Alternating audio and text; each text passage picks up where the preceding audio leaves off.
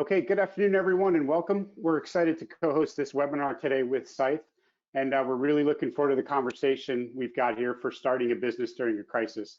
We would like to extend a special thank you to Grimm for sponsoring this event. We have a great panel lined up, and we hope you find it informative. My name is Joel Charlotte. I'm the Director of Operations at the CyberBytes Foundation. We are a registered 501c3 based in Stafford, Virginia, approximately 35 miles south of Washington, D.C. Our mission is to develop education, innovation, and outreach programs focused on cybersecurity. We accomplish our mission really through three programs. For the education side, we have the CyberBytes Academy that's run by Dr. Kenneth Williams, formerly of American Military University. Dr. Williams is charting a path forward really here to revolutionize cyber education. He's initially focused on bootcamp style certification courses with a vision to ultimately create a degree granting institution. On the innovation side, we have the American Cyber League. This is a consortium of over 800 individuals, businesses, both large and small. We've got academic institutions, nonprofits, and a couple of government agencies that are members as well. ACL's mission is really to inspire creative and groundbreaking novel solutions to secure our collective futures. We do this through advanced research and innovation using our state-of-the-art labs, which we have on the second floor of our building, and I'll get into that here in just a second. But those labs are really, we've got them focused on artificial intelligence, machine learning, data analytics, quantum computing. We've got AR and VR and modeling and simulation labs, just to name a few. The consortium collectively pursues grants and contracts that then go help fund this research. On the outreach side, we have the Quantico Cyber Hub. That's our facility itself with over 30,000 square feet of administrative, meeting, classroom, and lab space, as well as a Pearson Review testing center. This is really where we connect with and to our community. We host monthly networking events. We've hosted Girls in STEM events, a hackathon. We host community meetings, and conditions permitting, we've got 2 great summer camps planned this summer. So we're hoping that we can get to those as live events. We've really designed it to match its name and created truly a hub of activity. This webinar is part of our special outreach during COVID-19 as we work to help small businesses, veterans, and youth really stay connected and engaged. We're also starting a recurring ACL member highlight series with our first one happening this Thursday, and we'll be highlighting Grimm, one of our member companies. Our next monthly networking event, which is now virtual, is scheduled for Thursday, May 28th, and it starts at 3 p.m. It's open to anybody, so if you're interested in joining, please reach out and we'll connect you with details on how to do that. And we've got the insider threat lead and for Tesla and a former CIA agent speaking about North Korea's use of cryptocurrency and how they're using it to fund their government and their illicit activities. So for more information on either one of those or for the foundation in general, please reach out. We can reach us at info@cyberbytesfoundation.org. Before we begin, I wanted to let everyone know that we'll be recording this event and we'll be making it available later. If you do not wish to be recorded, now would be the time if you'd like to leave and view it later. Now, I'd like to introduce Liz Wharton. Liz is the Chief of Staff at Scythe, where she serves as a strategic advisor to the CEO and the leadership team. She brings to Scythe over a decade of legal, policy, and business experience within the information security field. Prior to joining Scythe, she served as the Vice President of Operations and Strategy for a third-party risk threat intelligence platform startup and helped scale a company from 5 to 25 employees and successfully completed a $10 million Series A funding round.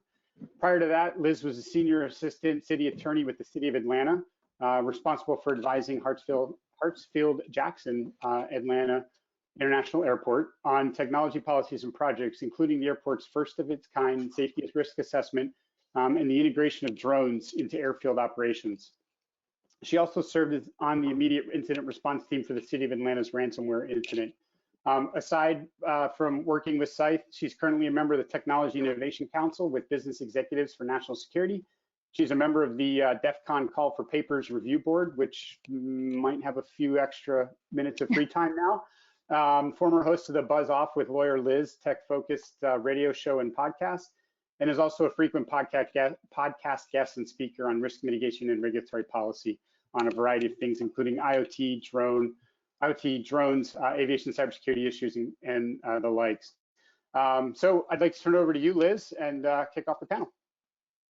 Thank you. And what's funny is after listening to my bio going through, I realized. Oh no, did we lose Liz? Looks like it. Yeah, Okay. maybe we should introduce ourselves while she connects back in. Yes, please do. Caleb, you want to go? Sure.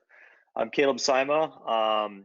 I've been a longtime security person since the 90s, so that makes me a pretty old man in this industry.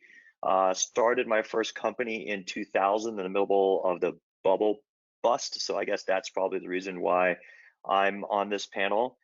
Since then, I've done a couple cybersecurity companies, and I've just recently hopped over onto the defensive practitioner side of the house, and I'm now VP security at a company called Databricks. Marty? Hi, I'm Martin Resch. I'm currently unemployed, but I formerly, got my start in security back in the 90s, mid 90s or so, back when we were all teaching ourselves how to do it, because there was no formal education in cybersecurity back then. Wrote a thing called Snort starting back in the late 90s and turned it into a company called SourceFire. SourceFire was kind of a 12-year journey from living room startup to public company to eventual acquisition by Cisco. We were acquired by Cisco in 2013. I became the chief architect for cybersecurity at Cisco. And I was there until about a year ago when I decided to go get some fresh air and sunshine and kind of think about what I wanted to do next. And now that we're all home with no place to go and nothing to do, I'm starting to work on my next startup as well. Ron? Cool. So I'm Ron Gula. I run Gula Tech Adventures. My wife Cindy and I help invest in funds, cyber startups, some cyber nonprofits. Before that, I was the CEO and co-founder for Tenable Network Security, which went through a number of interesting times during the last 15 or so years. And before that, a couple other startups, including working at the National Security Agency. I guess the NSA is not really a startup. That'd be a nice trick, right? Let's fund some intel that way. That's good stuff. Great. Well, do you guys want to self-organize? Joel, do you want to ask us a question or two that Liz might have asked? I think Liz is coming back in. I see something on the panel there. She is, I think, working her way back in. But, I think as she is coming in, I mean, look, I think appreciate everyone taking the time today to get on and listen. And I think there's probably a lot of really good information that you guys can pass. I mean, I think as we take a look and, we've reached out to small businesses. I think small businesses kind of reach out to us. I mean, if you had, and I think maybe the first thought from everybody is really sort of panic mode, right? Like, oh no, what just happened, right?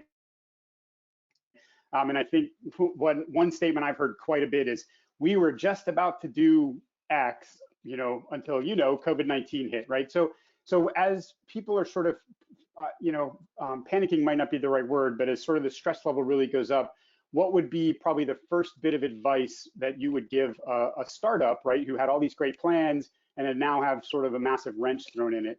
And I'll throw that out to anybody in the panel who'd like to answer that. I'll start. I think kind of the most important thing that a startup needs to be focused on right now is keeping the business moving while they recalibrate on what their new normal is for their particular business that they're in. So cash is king.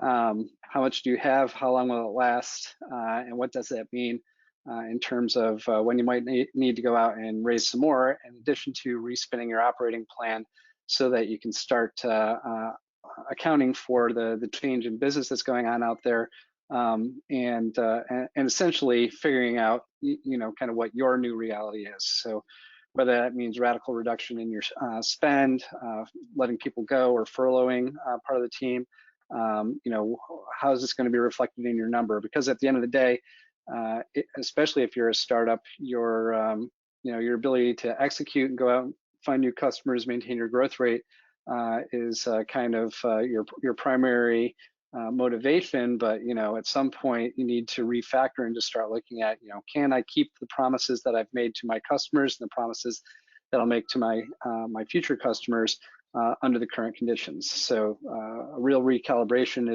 is required, and the two most important things I would say have something to do with the technology and the go-to-market strategy and stuff like that. They're all going to have to be examined, but it's really going to come down to what is my financial situation and how am I going to model in what's going on right now so that I can plan and kind of position my forces effectively. Caleb? I would add that there's also, I think Marty has what I would call phase one, which is that's the fundamental. You have to do that first and foremost. Analyze where you are as a business, understand what you need, what's your cash, and sort of predict a little bit of the worst, right? Because that's the best thing to do.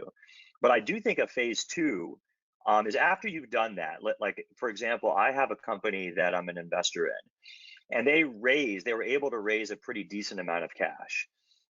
And so now you kind of look at this as a little bit of an opportunity, which is, for example, in the business that they're in security, which we happen to have a little bit less hit taken during this area, but they're kind of a little bit in the middle of a lot of people prior to this event happening, over marketing, overspending. They were getting drowned in a lot of security noise of the vendors that were happening. And so now they're thinking about taking a different approach, which is now is a good opportunity to put some of that money to work by actually increasing some of the advertising, increasing some of the marketing, where before it was just drowning in a sea of security vendors and noise. Now they're going to start saying, hey, this might be an opportunity to kind of raise themselves up to the top. But that's because, one, they did what Marty said first of all, which is they looked at their cash, looked at what they're doing. Two, they had raised some capital in play. Three, they're in an industry in security where we have some stability versus like being in travel or others. And then four, they said, hey, this is an area where, based in their competition, this is a time now where they can rise above that noise because nobody is making noise today. And so that's an opportunity. So I would say it is don't always take a negative look at what's going on in this. Also take somewhat of a positive aspect of, hey, what can I do with this? And could this time frame be an opportunity to do something different than what everybody else is doing? I definitely agree with both the points. Companies that raised money before COVID are probably going to be some of the stronger companies that come out of this, because once they conserve cash, they might be looking at 18 months, 24 months of operating. If you knew you had 24 months or 18 months of operating, I think people look at their roadmaps differently. They look at how they market differently. They look at things a lot more strategically. What I would be telling people, and I tell this to every startup that I invest in or think about investing in, is it's really, what do you want as a founder? Like, are you looking for your first exit as an executive? Are you looking to take a company public, $1 billion acquisition? I mean, COVID gives you a chance to kind of take stock in that.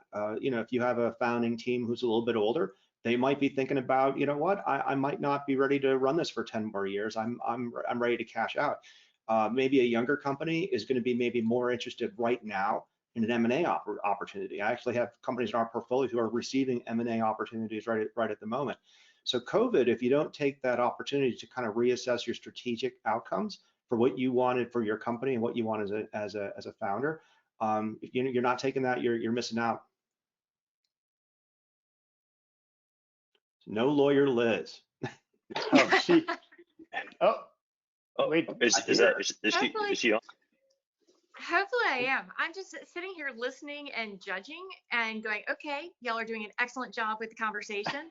But one of the things, and if you haven't had an opportunity to talk about, is especially with what Ron and Marty, your companies that you were at the helm of, y'all were able to pivot from or take what was an open source project and really kind of bring it into a valuable and that value add. How does someone, if I've got a product and maybe I'm not finding the value now, how do I pivot my product? Do I need to? Do I stay the course? How creative do I need to get? Or do I just not panic and know that I have a solid vision and plan as is? So is the question, should I be thinking about pivoting to open source with my core technology? right now, or given no, kind of how do you take something that maybe your existing technology, and how do you change it, or do you keep stay the course? No need to panic just yet. Well, I would say there's probably no need to panic, but you know, your existing so you know, at SourceFire, I was actually a bigger advocate for open sourcing other things that we had in the company than we actually did open source. I wanted to open source more of our technologies than we ended up putting out there. And the reasons why were essentially, so, you know, we started off with Snort. Snort was, you know, had a big following by the time I started the company, and it really formed the core of the SourceFire based market, which was fantastic. But as we moved on and developed new technologies and other technologies and things like that, I thought we should open source more of them. And the reason that I did believe that was because I understood the difference between kind of the capabilities that the technologies gave people and the things that they were willing to pay for. So people were willing to pay for the capabilities, and in fact, that's the core thing that they were willing to pay for. But our core market was the enterprise, and I understood that the enterprise, what they really wanted was, I want this function, but what I really want is this function that's highly manageable, highly scalable, very performant, and either automated itself or will increase the automation of the overall solution that I've got. And I want it to be supported by a professional world-class organization. So those were the things, even in the earliest, you know, the 1.0 product of SourceFire was all about, I have this open source core that everybody really likes and is using, and there's a market for people out there who need manageability, scalability, performance, automation, and support. If you can service that market, those people usually happen to be the people who also have budgets and lots of money. So if you can service that market, you can definitely, you know, keep this thing free, keep it moving forward in the open source world, but still build a real business around it. So, you know, if you've been thinking about, you know, you have a technology that you believe is amenable to being open sourced, and you've been thinking about doing it for a while, this might not be a bad time to do that. It might elevate your profile in your particular industry sector and things like that. One of the things at this time we'll do, one of my VC friends was pointing out back a couple months ago, is that this is really going to separate the tourists from the people who are willing to put their heads down and really grind. And you know, and I think that, you know, this might be a demonstration of, you know what, we believe there's market opportunity where people are kind of wavering between our solution and some other solution. Maybe if I put some core piece of technology or key piece of technology out there as open source, and I know that the real value is in the ecosystem that's built around it, this open core concept, as the business model is frequently called these days, then, you know, then that is a time to think about it. But yeah, we actually open source less stuff at SourceFire than I would have open sourced if I had been left to my own devices. But, you know, that's what boards are for, to stop guys like me from giving it all away for free. Exactly. Yeah, so a couple other thoughts on open source. So a lot of times when I get pitches from young founders and they say, hey, we want to change the world, I'm like, well, hey, why don't you start with open source your product and just give away all that intellectual property right away? And usually that conversation really kind of figures out how much they understand about open source. Do they know the difference between, you know, core capabilities and maybe content updates? You know, Snort, Nessus, even Nmap these days. You know, it's really about the content, you know, running on the engine, almost just as much as it's the engine. The other thing we see a lot with startups with open source is sort of confusion with having a very, very large and happy open source user base and then being able to monetize it. One of the things I think that made SourceFire and Tenable, you know, very, very successful is that they could sort of have their fingers in both of those areas in different markets and actually build really, really interesting companies on top of that.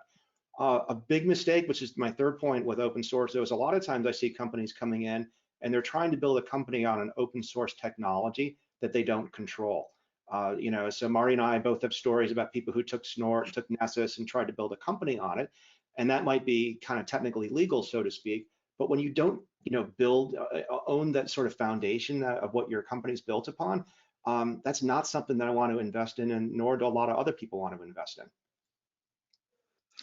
Well, and you're seeing that too with a lot of the, you know, you saw it years ago as well with Twitter, that people were pulling in that API feed, you know, pulling in that raw data, building this company off of the data analytics. And then Twitter said, hey, wait, we we see some value in that, we're going to cut off the fire hose and do that. So when you've got that balance, do you encourage companies to find, is now a good time to find people to partner with? And hey, can we go in tandem, or should we find different, like I said, kind of shelters in the storm, but do you find someone to go into this with you? If this is a good time for a partnership, this is, how can we, there's strength in numbers. Well, I think having a good ecosystem of partners, and whether it be technology integration partners or partner organizations out there that are helping to move product and things like that, is valuable. Technology partnerships are very tricky to pull off. You very often end up with what we call these Barney announcements, which are, I love you, you love me, and that's the end of it. You just did a big PR event. There's nothing really behind it. So you really have to figure out where the who's really winning from the partnership. Is it imposing drag on your organization, has this relationship with another organization, or is it a net benefit because what you're doing is either enhancing each other or they're enhancing your technology offering, solution, whatever, in a way that benefits kind of the organizational friction that results from trying to partner up. In my experience, at Cisco, obviously, we never partnered as a junior partner in anything. So that was, the partnerships that we did have, the partners were happy to be there for the most part. In the SourceFire days, we didn't really do a whole lot of technology partnering, I think, except for some of our hardware suppliers and things like that for very specific things like accelerators and things of that nature, which we integrated into our core technology platforms. But beyond that, like having to go out and find one threat feed vendor or one partner vendor like an MSS or something like that to really bolster our business. We just saw those as maybe channels or customer fulfillment, customer request fulfillment or feature fulfillment than really kind of game changers for the company usually.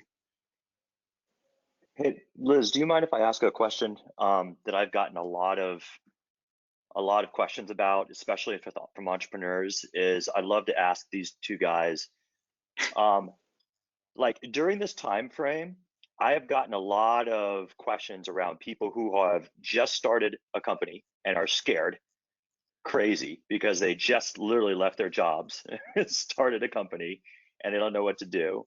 Or two, like they're thinking about it and they're right on the verge of doing it and going out and trying to raise capital to go run a company. And I get a lot of inbound around these two people during this time frame around, hey, I've just done it. What kind of advice can I get?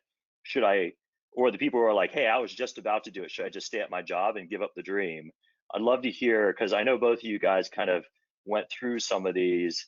I would love to tackle some of that topic as well. I think the biggest thing there is that when you have a startup, you have private crises. Every startup goes through multiple crises. COVID is a publicly shared crisis. We're all kind of sharing that right now.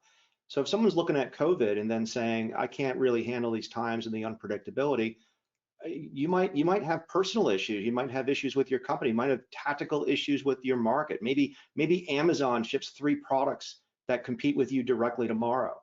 If you can't handle that, and because you're looking at COVID, then you shouldn't be doing a company. However, if you're looking at it and feeling pretty confident, you're probably going to be able the next 4 or 5 things that comes your way too.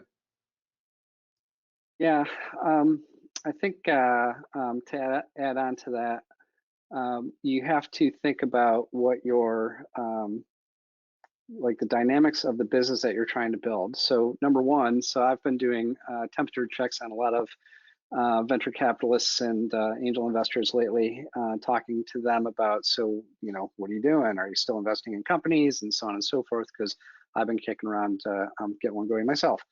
And the feedback has really been for people we know, yeah, we have money. For people that we don't know, the investigative cycle that it requires to do it, and we can't travel and do meetings and things like that, is actually very, very difficult. So it's adding a lot of friction to that particular system. So raising money in a lot of ways, unless you know people with money, is harder. And especially if you need to raise a lot of money, is harder. But there are still syndicates out there, and there are still organizations out there who will do it, but they're probably going to be local to where you are, because that's the only way you're actually going to be able to get co-resident with each other to have the meetings.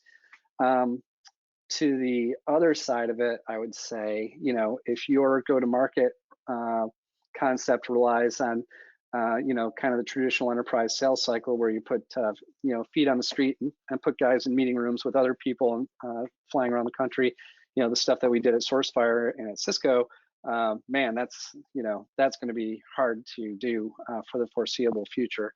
I was reading an article last night about how air travel is unlikely to resume to anything like we were familiar with 2 months ago for potentially for years.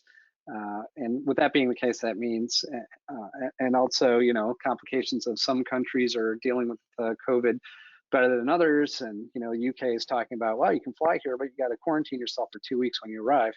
And also, the success or failure of our country in particular in dealing with it, and our ability to be able to travel and engage internationally, it's going to be affected. So you have, all these things kind of as co-resident factors. If you just left your job and decided to start the dream,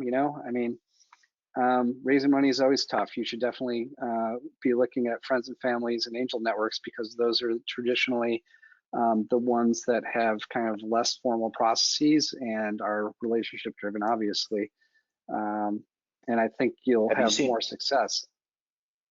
Have you seen a pullback from angels in this? I've seen some renegotiations on Series A and Series B deals that were going down, but I'm wondering about angels. Have you seen people? I would think that as an angel, as an individual investor, that you start seeing more pullback, but I haven't seen. I don't have any. A lot of the angels temperature check on that. You never sell in a down market, right? So a lot of people have that mindset. Now is when they want to invest, when the market's kind of quote unquote low. So they might push on deal terms, they might push on something like that. But most angels have a pretty rich investment portfolio, and angel direct investing is kind of a hobby, or something they're willing to really gamble on. Yeah, I think that angels don't seem to, I don't see actually a lot of reluctance to spend, especially in the cyberspace, because let's face it, cyber is plumbing, and plumbing doesn't matter what's going on in the economy. If the pipes burst, you got to fix them. And that's, it's one of the great things about this field, is that it's actually relatively recession proof. So that's a good thing. And I think there was a lot of reluctance, especially in the early weeks, to do anything. Everybody was pretty frozen, but as kind of the and this is kind of, an unfortunate reality of where we are, as the kind of economic bifurcation of who this disease affects and how it affects them really became clear. And also the bifurcation of the world that can work from home versus the world that can't. I think that tech investors kind of started saying, hey, you know what, we can still do business here. So I think that's good. But just to, when I got SourceFire going, I calculated bare minimum that I could do it on to get to market with my 1.0 product was about $250,000. This is $2001. So I started SourceFire right as the tech bubble was bursting at the at the beginning of 2001, went through 2008, and obviously here we are. Anyway, the bare minimum I could start the company on was $250K. I ended up only being able to raise $100K, and I said close enough and went for it. And ran it on credit cards outside of that. So we ran SourceFire on 100K for 10 months back in 2001, and it worked out. So if you have a proper revolutionary spirit, this is anything's possible. Yeah, Caleb, two things I would tell also people that started up. Two things have changed for startups. So one, it used to be that if you're doing a technology company, you weren't supposed to consult and show any significant revenue. And I've seen a lot of technology startups saying, you know what, we're going to do 90% revenue from consulting for the next, whatever. so we can still work on our product and stuff like that. And then the second thing was, don't do business with the federal government. And actually, a lot of things have changed in the last year or so. You've had stuff like AFWorks and Dreamport, issue fairly large things. I've got companies raising $1 million, $500,000, $300,000 on stuff that isn't even just exclusive for the government use. These are all sources of funding that people can use without going to angel networks or raising real money. That's true. Yeah, that's a good point. There's a lot of money out there searching for a home, and there's definitely more programs out there than there used to be, for sure. So here's another question. Like, I've found, when I started SPY, when we were going through the downturn, we were doing services in order to bring in revenue, because as we were building the product, we were doing services. And I found like the benefit of that, even as we got to be a bigger company and we lowered all those sort of services, I never cut services out completely, because we use that as real world implementation of our product as a feedback cycle, right? We were really in there knowing how our product worked on the ground through these services, even though we used it initially just because we were bringing revenue and we were like in the crapper.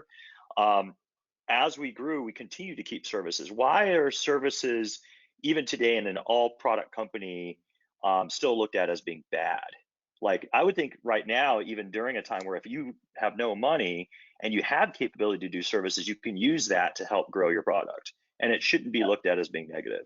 So it's not good or bad, right? If you're going to keep your company afloat by maybe reallocating some engineers to doing services, then hey, stay in business, get better with your customers, and good. But don't expect product valuations on service revenue, right? We always say service revenue is like 2 times revenue. Product revenue is something more than that.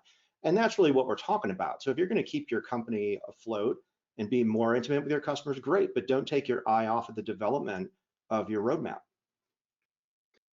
Yeah, services is a slippery slope. I guess I'll leave it there. Go ahead. Well, and do you target services that still tie back, or partnerships that tie back to your actual product where you want to go? Or should the focus be on, look, money's money? If we're getting it, do you try to stick as close as possible to your core value or where you want to be a year from now anyway? If you can't raise $1 million to build your product, but you can go get $1 million in services revenue and get part of your product done, why not? Just don't get addicted to it. Yeah, I think the addiction problem is the problem. It depends on this has been done and has happened more times than any of us could probably count. The technology company that decides, well, I got to pay, I got to pay the bills, so we start up a services arm, and then the whole company is followed by the services arm, or they kind of half bake the product and stumble it along for n times the amount of time that they thought it was going to take to develop the product, because now they're involved and engaged in all these services opportunities that are out there. I mean, there's tons of appetite for security services. The problem is that to Ron's point, your multiple, if you are, if you get a multiple of a services company, it's about 2x. You get a multiple of a product company, and this is when we're talking about our victory conditions here, figuring out what you want for yourself as the kind of the outcome of this company. Do you want to flip it? Do you want to IPO? Do you want to IPO then flip it? What do you want? Do you want to build the next great empire? Any of these things. Depending on what your victory conditions are, if you're a services company, like your victory condition for selling that company pre-IPO is probably going to be about 2x revenues, trailing 12 months revenues, and your your product company opportunity, if you got the same dollars, if it's a product company, in terms of your trailing 12 months, you're going to get somewhere, depending on your growth rate, between 5 to 15x your trailing 12 months revenue. So that's something you've always got to consider. I always have favored product companies because if you can do it well, it can have huge returns for the amount of effort you're going to put in. A commensurate amount of effort, whether you're doing a services company or a product company, you as an individual are going to put your heart and soul into it. So where do you want your potential to end up? One of the things that I've noticed, and sort of bringing it down to startups, right? Like people who are trying to get their product built, have an idea, raise seed. or are going to raise seed, something that I've started to see a little bit of a trend of, which I actually think is a positive trend, is a lot of these guys, you want to figure out whether your product works and whether it provides the right value. And so what I've seen is some of these guys going to companies and being a services company, and that they'll come in, I can hire them. They're going to come in and they're going to do work for me, and they're going to do all these services, but the job that they're doing is in preparation and in research and in study for their product. So what they're doing is they're coming in, doing the work, finding out all the manual things that they're doing so that they can automate it on the back end.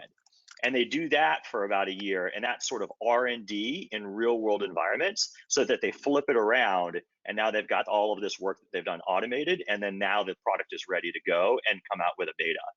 And I think that's a pretty smart and interesting way of both being able to sort of test out your product in real world environments, get revenue off of it if you can't get revenue right away on a product that's not been built and providing value yet, and come out the door with like something that works, right? That's been proven in a manual services way that should easily slide into a product way.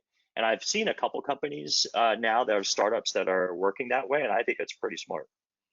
I really like that, because when you're running a services company, it's not like you're not running a company, right? You still have to make payroll, pay taxes, hire people, recruit people, market yourself. The difference is your product is your people. But if your job is to, apply disinfectant to 5G towers to stop them from, transmitting COVID, maybe you're going to come up with a way to make that disinfectant so that everybody can do that. So yeah, whatever you're doing as a service company should be relevant for your product company that you want to start. And how flexible should you be, or creative should you be with your pricing? I mean, I know everyone, even within Scythe, you look at, okay, this is what we were going to charge, or this is what we were going to do. When you're talking about the services, when you're talking about, is it, let's just build that revenue, or how much do you go back and reevaluate what your rates are, or where you thought you would be versus where you are now? Caleb, you want to take this? You've brought a couple companies to market.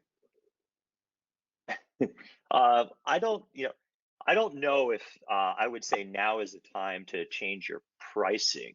I'm not really sure. I think pricing is all based on not just sort of, let me rephrase that. There's definitely been a lot of, hey, let's figure out how to give away something free during this time frame, because one, there's been reduction of budget.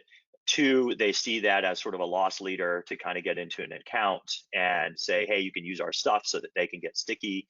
But ultimately, I don't know if I have a nice prescriptive answer for when do you change pricing, or how do you change pricing in a company. I feel that's very contextual, based on who you are, who you sell to, type of business, type of market, type of timing. It's a very contextual sort of discussion, and I feel like it's very difficult to do a sum up one answer on that for me. I think it's a lot easier to change discounting than it is to change pricing. Like your pricing model is used for doing all sorts of things, like up to and including figuring out kind of your 4.9A valuation for the company and things like that. If it's constantly in flux, that means the value of what you're providing is constantly in flux. Whereas discounting is something that's like, well, this was a program, and that was a special COVID-19 deep discount program to get people to onboard, because we're a services business that will make it up over time as we renew these guys down the line. Well, I would love to know after this is whether any of these programs that people did for COVID on offering these things for free actually was a benefit. Like, did they see more increase in customers? Would be really interesting to know. So it's some involved in two things: defending digital campaigns and the C5 Health Alliance, where people are basically giving their software away to political campaigns or health providers. And it's amazing. Some companies, they have amazing products and nobody uses them, and other companies, they're hugely popular. So you still have to market. Just putting something for free and expecting people are going to come use it is not necessarily a way to get there. And then the point I was going to make on pricing is, we tend to deal in cyber companies. So whether it's producing, malware analytics or threat feeds, or there's usually some complex thing on the back end that the founders have. I've seen the founders have almost no knowledge of how their company actually works. How's the sales funnel work? If there's a loss leader, how do you know that that thing's working? And a lot of times, if you don't have any knowledge of that, you really don't even have any opinion on pricing. How do we change from user modeling to SaaS modeling to on-prem modeling or to OEM market for an MSSP? Without that kind of visibility, you're not going to have any visibility into making those decisions. Well, when you start looking at shifting towards and seeing lots of companies doing it right, where they're offering some of their work from home solutions, reduced subscriptions, et cetera. And then I've seen a lot of fail of companies that market, be it just the phrasing of their marketing, where I thought, no, we're not in this together. I don't need to see this to this has nothing to do with COVID. So how do you avoid coming off as disingenuous, or when is it a bad time to tailor your product or your marketing message to avoid seeming like you're just piling on, marketing to the rooney? Since I am right now the recipient of all of these cybersecurity marketing and sales emails, it's too late for that. I feel like everybody and their brother is, oh, COVID email, oh, crazy time.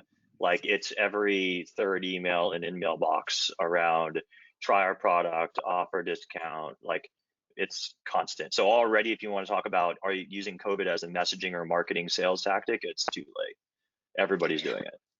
Well, and how do you avoid, because I read so many of those and it's just delete, now you've insulted me, delete, forget your product, even though I may have been very interested in what they were selling. Yeah, I think that, if you're thinking you need to mention COVID-19 in your marketing and sales materials, you're doing it wrong. I mean, just like straight up, like you're a tech company. Yes, there are malware campaigns that are, that are arranged around using COVID-19. The malware guys are actually leveraging it effectively because they get people to open their stuff up. All they have to do is get you to, click the wrong thing or go to the wrong thing, and they're making money. But for you, because you have a sales cycle, that's very unlikely to be true. And, you might want to point out at some point in your, in your literature, these APT campaigns, these malware campaigns and things like that are accounted for in our product. So if you are getting COVID spam that links back to malvertising or whatever, yes, we do that. But that has, apart from the fact that, yes, that is another thing that we cover, that has very little to do with our product. Our product is what it is. We know you're all at home. We know you also have projects to do. Here's how we're making things easier for you to interact with us and to do business with us. That's a message people actually want to hear. And this ties into when you run a company, how socially conscious do you want that company to be? It's COVID this month. COVID's the number one thing. But before COVID, we had, how can we get minorities into cyber? How can we get kids into cyber? How can we get more people programming? How can we help our inner cities? How can we do how can you help a retired vet? I mean, there's a lot of things out there that are awesome things to support. If you want to try to support them all, good luck. Why don't you pick one or two and support them really, really, really well? No, and that's an excellent point. And one of the things, a shameless plug for with Scythe, what we were trying to do is bring online content that, okay, it's not, but to the extent where we give presentations, talks, trying to create that library and that kind of curated information. So it's not tailored just to, or it's not capitalizing on that. And we're seeing a lot of companies do that. And does that resonate?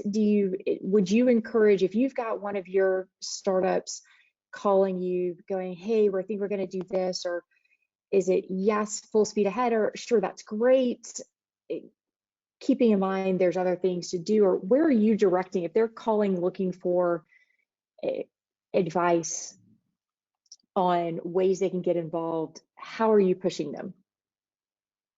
And of course, it depends on which one we're talking about. And make it personal. If someone's got a cause, whether it's religious, a nonprofit, a demographic, a geography, If it's personal, it's pretty good. If someone's just looking like, hey, I want to be more socially active, that's a really hard thing to recommend. It's got to have some personal sort of skin in the game.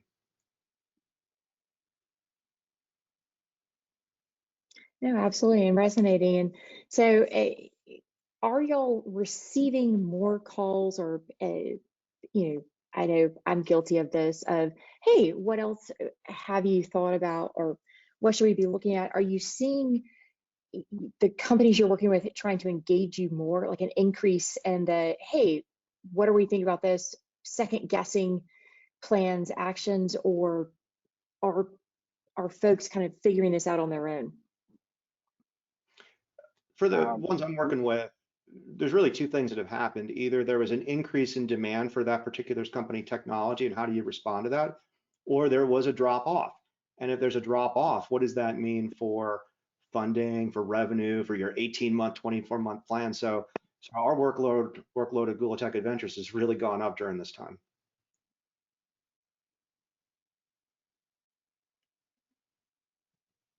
I guess I just nailed that question, right? Absolutely brilliant. I mean, in Caleb, as you're working both with the company stuff, are you seeing more of the second guessing or the brainstorming collaborative efforts? Well, I mean, in what context? So maybe if I could get a clarified clarify the question a bit. Yeah. Are we talking about in terms of startups? Are we talking about in terms of just, my job as sort of a cybersecurity practitioner? What is the? It's both. It's a little Yeah. bit of both. Are you seeing with the startups that you work with and where you find, are you seeing an increase in the questions that you're getting or seeking advice? And then even within the company, are you finding teams are trying to be more collaborative, saying, hey, we're having to deal with this. How do we deal with this? Or folks just staying the course? So just overall, I mean, here's something I think this crisis has done some really, really positive things around this crisis. I think a lot of companies who said they could not work remotely now work remotely. And it has accelerated this, which is, by the way, in my belief, you cannot be a company in this day and age and not be able to work remotely, because that's how you get the best talent, the best people together, is by being able to work remotely. And this has been a big forcing function to show people who refuse to believe that you can't do it, and it's doable. And by the way, once you get used to it, it's actually quite nice. So I think that when I look at just overall in terms of teamwork, communication, collaboration, just in the general day-to-day of things, it has proven to both entrepreneurs, big businesses, that, hey, working remotely is not only doable, but it's enjoyable. And I think that you're going to start seeing, some companies start switching their mindsets around that. You might see, hey, maybe we don't need so many office locations or as big of an office location, or everybody has to be in a centralized place. I think you're going to see a lot more adoption in terms of remote work becoming a much more sustainable long-term thing. And I think that's just fantastic. So I have seen a lot more collaboration around Slack, communications around Slack type things, video, Zoom, everything that you've got in terms of doing these things. Like before, let me give you an example. If I would do remote work, or I have remote workers that work for me, we would get on a conference call, and I would say 70% of the people would never turn on their camera, right? And it was weird, right? Because, people just didn't do that. But now this whole thing has forced everybody turns on the camera now all the time on any conference, and people start learning, hey, wait, we can do this. And it actually works out pretty well. I've seen some great collaboration around people doing just general office hours, where my teams they have an open Zoom and people just jump in and out to ask questions. It's sort of like the figurative sort of shoulder tapping thing. So I've seen a lot more collaboration around that, a lot more benefits around remote work. I think that has changed a lot. So, I mean, that's sort of my answer to that. And I think that's helpful to both startups and regular companies. Now, as someone who wants to go start a company, maybe you can find some pretty good talent that might work remotely, even if you're small and just starting off. Yeah, I think the one of the interesting things about this time is that the companies that grow up in this time are going to be, really structured for the future instead of, there's the joke right now is floating around on in the memes, who was the biggest driver of digitization in your enterprise? Check once, CIO, CTO, COVID-19. It's like COVID-19. It's really changing the way that people do business. And I was reading an article last night about how all these places are starting to say, well, we're not looking at returning to the corporate campus until August or October or 2021. I just had my Hertz status was renewed till January 2022, and all of my airline statuses have been extended to the end of the year because they all know nobody's flying. Especially not their elite flyers. So it's like it's very interesting the way that I predict the companies that come out of this time are going to be different than the ones that came before because they will have grown up in it. They will have been molded by the environment that they're in. I think you'll see it reflected in a lot of ways, like remote offices, remote workers, and not being afraid to hire somebody who's whatever in Australia or Canada or halfway across the country or a 3-hour drive away because just the tools are there now that you can work collaboratively together much more effectively than they were even 5 years ago. So I think that's a big sea change, but you'll also see it in things like go to market where face-to-face sales meetings just aren't going to happen anymore. Oh, you've got a box that you got to get in front of somebody, and it's got to go through a proof of value cycle in order for somebody to pull the trigger on buying it. Well, what's that sales cycle look like? It used to look like, somewhere depending on who you were and who you were selling to, between a 6 to 18 month cycle. Is it now like a 12 to 24 month cycle? And is your organization set up to be able to weather that time? Or we all just moved to the cloud anyway, so it's not a worry. But if your go-to-market was radically different than what is possible right now, then you're either going to sink or swim based on what your go-to-market looks like today and moving forward. And are you capable of leveraging the tools in front of you? And is it structured in such a way that it's possible for your organization to adjust to the shift in the sales cycle that's incurred by this fact that we're all kind of rooted to where we are now?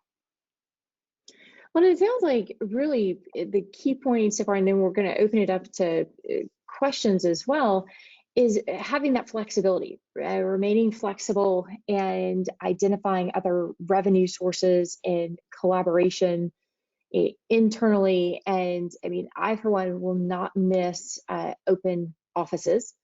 I mean, they're just hard. That's to open offices. Right.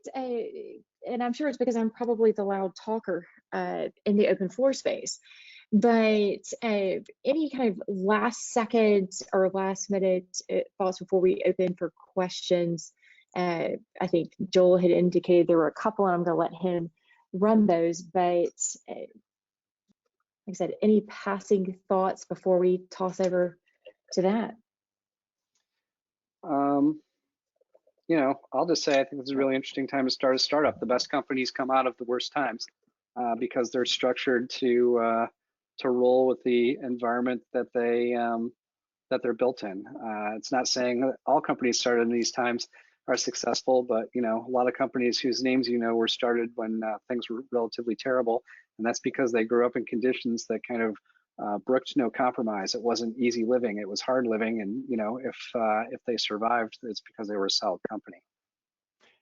If you're thinking about starting a product company in cyber, and someone's willing to give you money, and you think you've got an answer to some sort of cyber problem, that's a great indicator that you're on your way. I would like to also throw out, going to Marty's point around, the great thing about starting a company during this time frame is there's a couple points.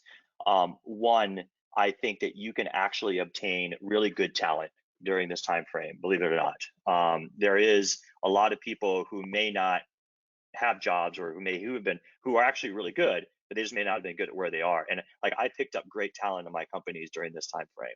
Two, that talent generally is more loyal during this time frame. You don't see a lot of job hopping going around when things are in a depression. Three, I think just as a founder, one of the things that I saw a lot of, well, just it may have to be in my area because I'm in the Bay Area, but you have a lot of these first-time founders and tech entrepreneurs who raise a lot of money. And the thing is, what a lot of money doesn't do is it doesn't force you to make hard decisions. And I think when you're in a depression or when you're in an area where it's tight like this, it forces you, the lack of money and lack of opportunities forces you to make really good hard decisions that you probably should be making anyways. And so I actually do think that when you start a company during this time frame, it's great. You learn how to conserve, you learn how to make really hard decisions, you prioritize the right way, you find good talent, you learn how to work remotely. And these are all good fundamentals that build the culture of your startup. And I think that that should sustain as you go forward. So even when we get out of this, you're going to learn a lot of those basics: conserve, spend less, make hard decisions, work remotely, be collaborative. Like, these are all great things. And so I'm actually a fan of starting a company during this time frame. Excellent. Well, Joel, I will toss it over to you if you have some questions to kick us off for the panel. I do. Okay, well, thanks everyone. I appreciate all the input today. We do have just a few questions here. The first one is a question here from HD Moore. Says, any suggestions on managing investor and large partner inbound, aka M&A due diligence, when you aren't interested in the outcomes they want? How to be nice and not burn bridges when it's too early to consider a new round or an exit? Good question, HD. Let's see, how to tell somebody politely to go away, I'm not ready to do work with you yet, is essentially, just say something along the lines of, we're not ready to do a deal right now because of the circumstances that we're operating within, or whether it's, we see growth prospects, we're not raising capital right now, our balance sheet is looking fine, and we're pretty happy with where we are. We've got runway for the next, whatever, 12 to 18 months, and we weren't planning on start a raise cycle, and we believe our valuation is going to increase substantially in the time period where we anticipate before we anticipate going out and raising money. Those are all things. Inbound partnering is, a lot of times your organization might not be ready to do the partnering deal, right? Partners require care and feeding to manage the deal, and if you don't have a partner management organization inside your company, it's totally fair to say, look, we want to do business with you. We need to build we need to build structure inside the company that can consume being a partner with you, because we can't afford to be disrupted by the relationship. Something along those lines. If you're making money, go ahead, Caleb. Go ahead, Ron. No, you go. No, go ahead. I said a lot the last one, so I'm passing it to you. I was avoiding making a joke about pestering HD too much to invest in Rumble, so I'll leave it at that. So I would here are a couple. I think to summarize sort of what Marty said is generally the way I format the responses is: one, thank you very much and considering me for whatever this is, right? I really appreciate and am flattered that you would think of me to do this. Two, it's just not the right time for me, the company, whatever you may want to say it. It's just not, we're not there yet. Three, check back with me in the next 6 months or in the next year, and we can check again. And I would appreciate you doing that. Generally, that format I find to be fairly easy. It's, hey, thank you very much. Really not the right time, but please check back with me in 6 months, see where we are, and then things may have changed at that point, and that's usually a nice, easy way to do it. If they're super persistent, for example, if Ron really wants to invest in Rumble and you just don't want it, then you can just tell Ron, hey, give him back like a really ridiculous price, and be like, okay, fine, my valuation is like $400 million, and I'm willing to talk if you want to do it that way. Okay, well, great. I think we have time for one more question. Ken T asks, or first he says, nice talk. Then he asks, what are you guys advising about those coming out of PhD work, wanting to convert solutions already proven via technical academic research in cloud security? Yeah, so I'll talk about that. So there's a stereotype of that professors can't be startup leaders, startup CEOs. And then there's also a question of, do you own your own intellectual property? So if you can demonstrate that you can run a company, maybe that you've done a services company or that you're actually making money, that's going to go over a lot of the bias against that. And then again, just be really prepared to answer that you own all the intellectual property, whether it came from a national lab or a university. Those are the two big things that come up all the time with academics.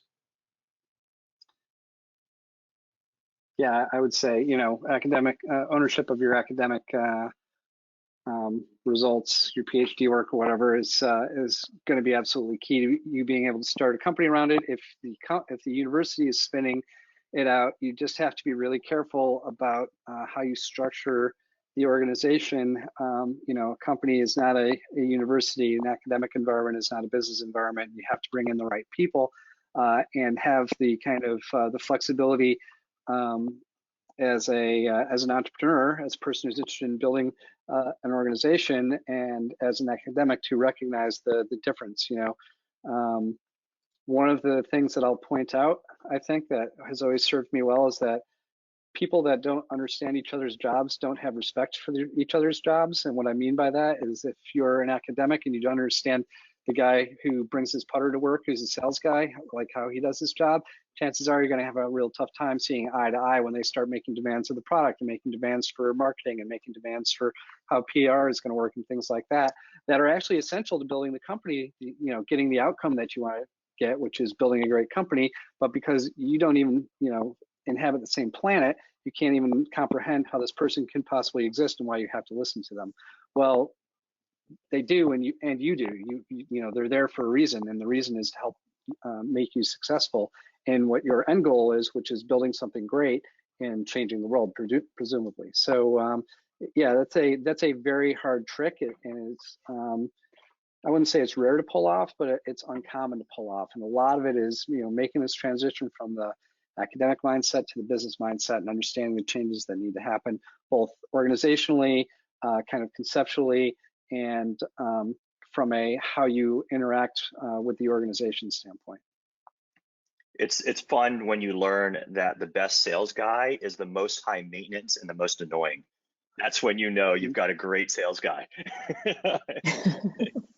and for a tech person, that's like, I don't get it.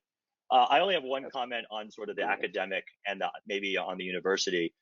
It's more of an encouragement thing, which is the one thing I would encourage academics is that, let's say you go through all the work to find out whether you can take what you have out of the university and build it into a startup. And maybe it's not the best for you, or maybe you don't get 100% of it, or however the deal is, do it anyways. Like, the one thing I would just encourage is take the step. Don't let it discourage you. It's better that you go and do it and be an entrepreneur and take a crack at it, and you never know what happens.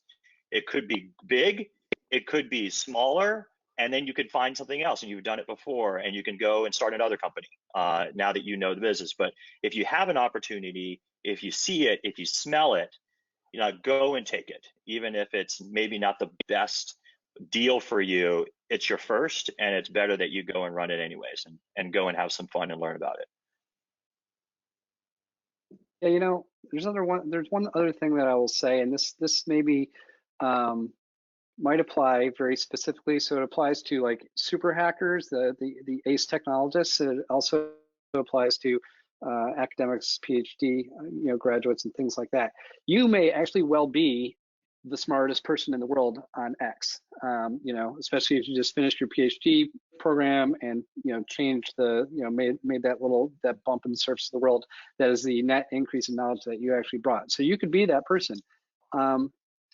But you have to understand that, you can be the smartest person in the world, but the thing that kills people at startups, like the thing that, makes it so you don't go from start to finish of the startup, is hubris, like pride before the gods. Know what you know, but also know what you don't know, and understand that the people you're bringing into your organization are there to fill in all the blanks of all the stuff that you don't know.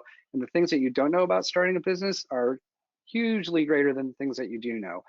I started SourceFire with a bachelor's degree in computer engineering and zippity-doo-dah for business knowledge. And I brought in a great team of people to build that company up. And as the company wore on, the further we got down the road, and this is like in the first 2 years, the more I understood how much I really don't know about doing this and how completely in over my head I have made myself. And that's when I started going out and hiring very skilled, very experienced people to come in and help build this company. And obviously we had a great outcome. Yeah, Okay. well, I'll say thanks everyone for your insights. Thank you to folks who joined in as well. Look forward to catching the recording, and of course, looking forward to see. I mean, Marty, you've got it sounds like you've got a couple ideas in the works, as well as just seeing what creativity and what businesses come out of this. So thanks, and thanks to Grimm for sponsoring. Thanks to Scythe and Cyber Rights Foundation for co-hosting. And Joel, I'll turn it over to you. Okay, great. And I just wanted to echo Liz's thanks to everybody, the attendees for showing up, for providing us with some great information today, and for the attendees for taking the time out of your day. For more information on the CyberBytes Foundation, we are on the web at www.cyberbytesfoundation.org. And then again, you can request information by emailing us at info@cyberbytesfoundation.org. Thanks everyone for showing up.